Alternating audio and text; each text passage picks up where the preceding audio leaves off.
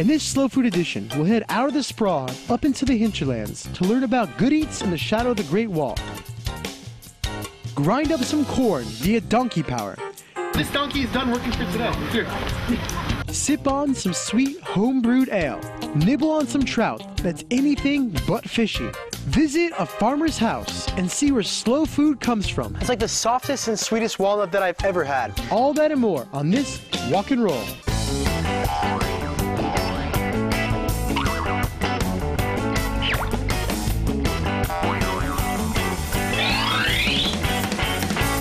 Beijing. This city is big, on a scale more massive than human perception. After being squashed like a sardine onto one too many buses, scarfing down another fast meal on the run, I need a break, badly, from the madness of this place. And a slow food festival in the shadow of the Great Wall seems like a nourishing serving of comfort food for the soul.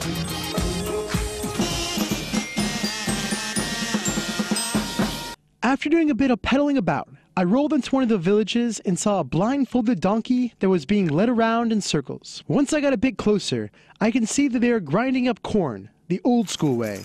Donkey-powered milling.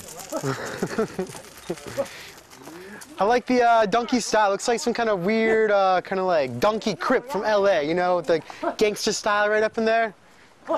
But so far, it looks like the donkey's mainly more interested in eating the corn, which is not making the guy too happy, than walking around and grinding it.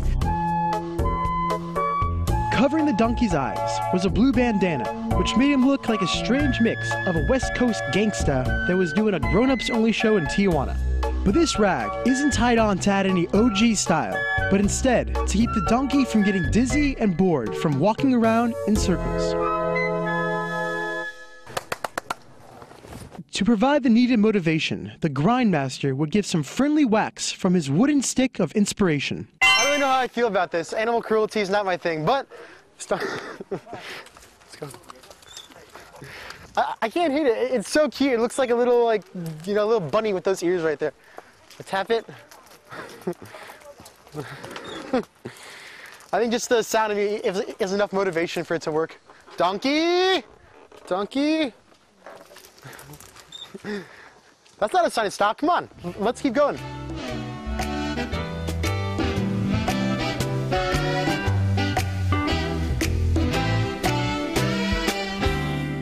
This donkey is done working for today. Here. Turn by turn, the corn gets smaller and smaller, and the transformation in total takes about 10 to 15 minutes. So this is what the process begins with. You know, the classic dried corn kernel right there. And after a few turns on the wheel, it's already kind of been broken down into this powder. But it's definitely a long way from the cornmeal that you buy at the store. After the donkey show, donkey-powered corn grinding reached its mealy climax. The villagers take that grainy powder and add some water to it, and stir it up into a simple batter for corn cakes. So this thick, chunky little batter right here is the basis for these corn cakes. Now you can see it's definitely very nice and thick. And this is simply just the cornmeal that was ground right over there and water, nothing else. Just, you know, no additives and stuff. So it's definitely slow food at its finest. 我可以试一试吗？可以。谢谢。So you're saying a simple yellow corn cake, looks like a classic fry bread from back home.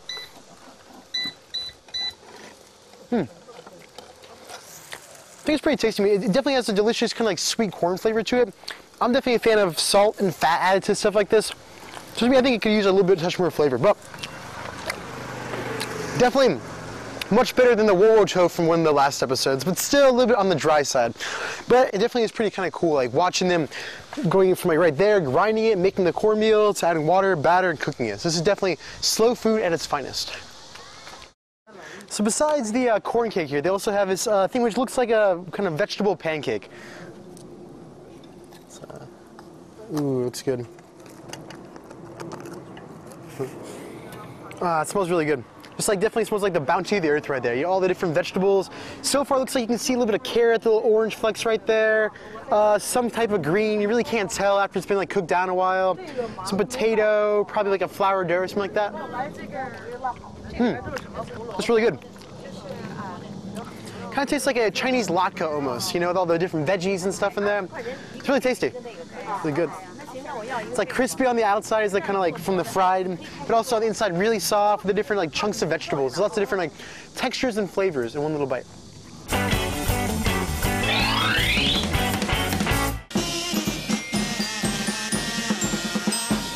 After the last bites of corn cake, the village exploring continued.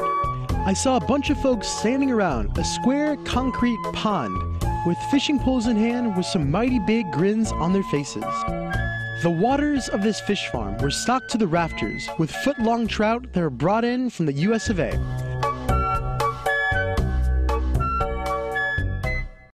Easy fishing in a stock pond looked like fun for the whole family, including little Fido.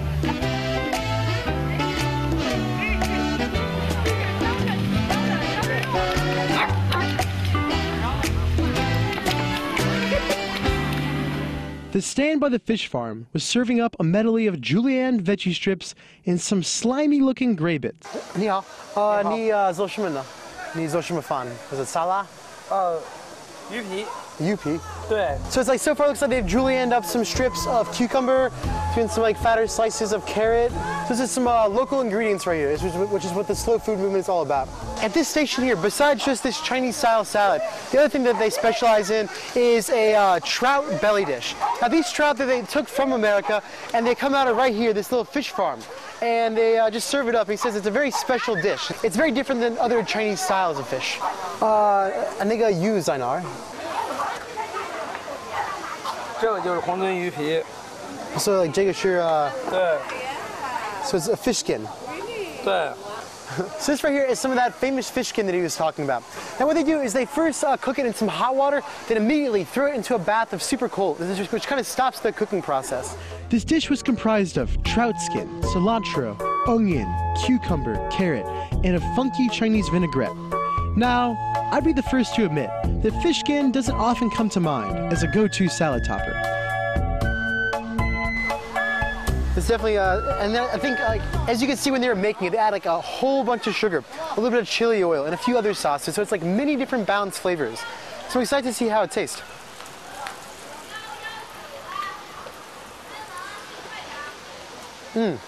Man. Now the fish skin by itself, I honestly wasn't the biggest fan of.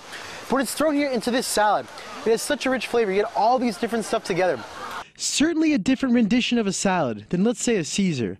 But with the fresh skin and all that just out of the ground veggies, it was unbelievable.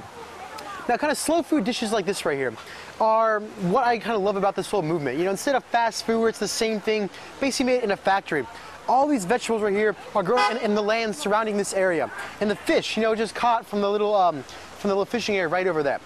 So you can taste the flavor of this place, and it has like passion, soul, and history. This is what makes slow food movement, in my opinion, such a good and important movement.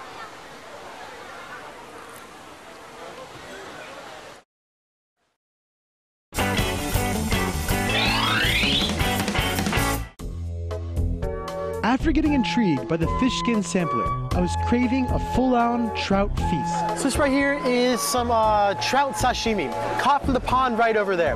Now, on one of the last episodes, I had some raw fish and ended up with a pretty bad week of food poisoning hell. Why I feel comfortable about eating it this time, because this stuff was just caught. It's raised in a very safe and clean manner. So hopefully no repeats of that lobster sashimi incident. Little dip in the wasabi. Fresh trout sashimi in the shadow of the Great Wall. Who would have thought? That stuff has such a good, chewy texture to it. Sometimes when you eat sashimi, it's kind of too soft, kind of melts away in your mouth. This stuff has a good chew to it. Very good, high quality taste, dripping with flavor. And some bugs flying around.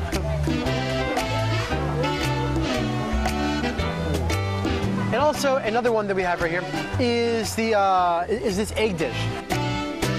Now, all my dining companions were fastly grubbing down on this, and I didn't know, I'm like, it's an egg dish. Okay, let's eat some trout. We're at a trout place.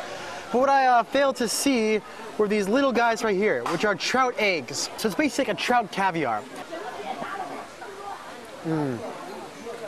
So what I like about this is each little one's almost like a little thin bubble encased of pure trout flavor. And when you bite into this like wonderful explosion of trout juices and taste just goes all over. It was a case of some beautiful egg-on-egg action. Most of the time, I'm not the biggest fan of cooked fish eggs, but through some slow food black magic, they were able to cook it up perfectly. But the real star of the feast was a simple roast trout. I've come to appreciate simply done fish dishes like this after going through a few too many over-sauced, sweet, or oily presentations. This is a simple kind of like roast style. A lot of cumin seed on there, I can tell. Has a nice kind of golden brown color on the outside and flaky white on the inside. Hopefully no bones.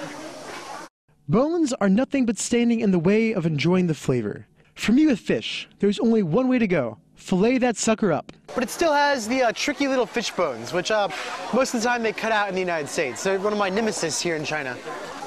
That is delicious. Like for me, I've always been a big fan of fish, but a lot of times in China, most fish dishes I think have like way too much sauce on it. It's like too sweet, too saucy. It kind of hides the flavor of the fish. So I really like how this one is very simply prepared. Delicious flavor. Coming out to the countryside for this fest was just the anecdote that I needed after the overexposure of urban life that I've been getting for the last year. As much as I love the madness and massiveness of this city, I know at heart I need trees, fresh air, and good, slow food. Next episode, I'll keep trekking my way around the villages to uncover some more slow food eats. Kick it with my farmer buddies and pluck some forbidden fruit right off the branch. It's like the softest and sweetest walnut that I've ever had. Try and fail to stretch out some noodles by hand. Not too bad for a first try, I think. Sip on some homebrewed ale made in the shadow of the Great Wall.